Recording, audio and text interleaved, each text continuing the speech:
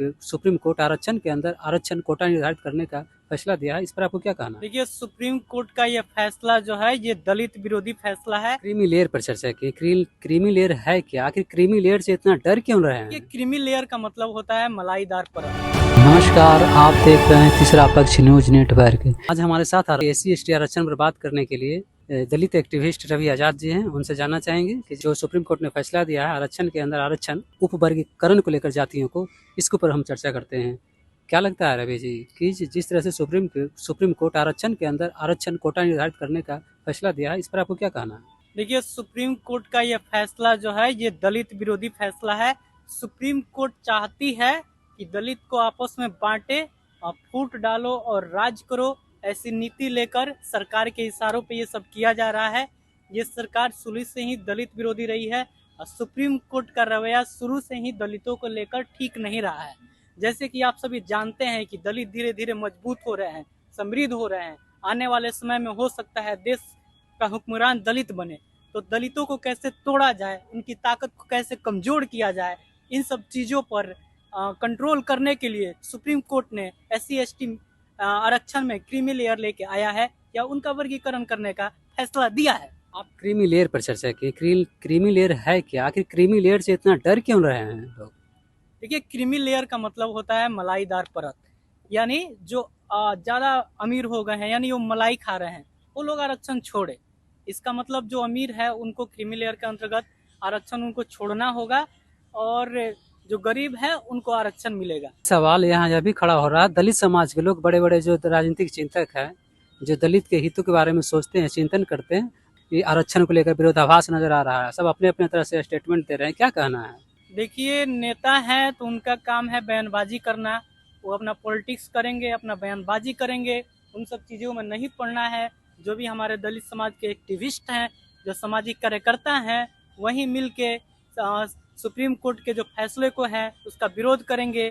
21 अगस्त को उसका विरोध में भारत बंद का ऐलान किया गया है सभी सामाजिक कार्यकर्ताओं द्वारा। तो जो हम लोग करेंगे दलित चिंतक ही करेंगे, दलित एक्टिविस्ट ही करेंगे। ये पार्टी के कोई नेता ना सड़क पर उतरेंगे। 2 अप्रैल में भी इन्होंने कोई साथ नहीं दिया था, इस बार भी कोई साथ नहीं देंगे। तो इन पार्टी से लेना कुछ नहीं है। दलित अपने आप में एकजुट हो और अपना हक अधिकार लेने के लिए सड़क पर उतरे। ऐसे क्यों बोल रहे हैं? जीतन राम मांझी तो खुलकर इसके समर्थन में खड़े हैं और उधर चिराग पासवान जी इसके खुल के विरोध कर रहे हैं। देखिए, जीतन राम मांझी यही शख्स हैं। जीतन राम मांझी मुख्यमंत्री थे, उस समय मंदिर में गए थे तो मंदिर को धुलवा दिया गया था। यही लोग अपमानित करते हैं उनको कि कह कह के चूहा खाने वाले हैं।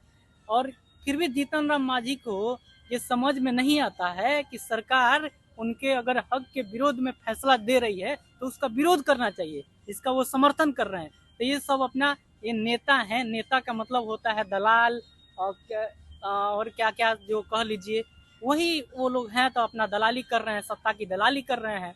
आप लोग जानते ही हैं, पूना पैक्ट के ये लोग पैदाइश लोग हैं। न इस तरह का बयानबाजी कर रहे हैं, आखिर वो तो जनता के हित के लिए सोचते हैं। आखिर वो एक राजनेता है, नेता है। जनता तो उसको चुन के भेजी है ना, जनता उसको भेजी है। जनता उसको चुन के भेजी है। जीतन राम मांझी जिस समुदाय से आते हैं, मुसर समुदाय से, आज मुसर समुदाय के लिए उन्होंने क्या किया है? मुसर समुदाय के सबसे बड़े आदर्श माउंटेन मैन दशरथ मांझी का परिवार आज भी 2 वक्त के दाना का मुहताज है। उनके लिए क्या किया है?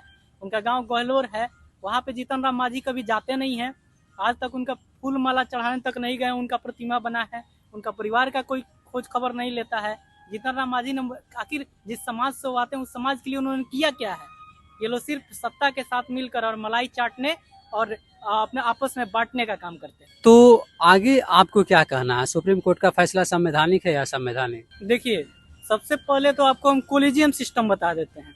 सुप्रीम कोर्ट का जो फैसला आया है कि कोलिजियम सिस्टम से बने जजों के द्वारा फैसला आया है और 7 जजों की बेंच थी और उन्होंने ये फैसला दिया है, जिसमें 5 जज लगभग एक ही जाति के थे, शायद वो ब्राह्मण जाति के थे। तो ऐसा अभी इस देश में हो रहा है कि SC/ST हकों का, SC/ST के फैसला दूसरे जाति के, वो भी एक जाति के लोग ले रहे हैं, जो कि हमेशा देखिए कोलिजियम सिस्टम में है। ये कोई संवैधानिक संस्था नहीं है, ये सर्वोच्च न्यायालय द्वारा बनाया गया एक संस्था है। देखिए रवि जी, SC/ST का वर्गीकरण हो रहा है आर्थिक के आधार पर, जातियों का। क्या यह सही है? देखिए, SC ST का आरक्षण जो दिया गया है उसका आधार जो है, उसका आधार जातिगत भेदभाव है, छुआछूत है, अनटचेबिलिटी के आधार पर उसको आरक्षण दिया गया है। ये कहीं भी आर्थिक आधार पे आरक्षण SC ST को नहीं दिया गया है।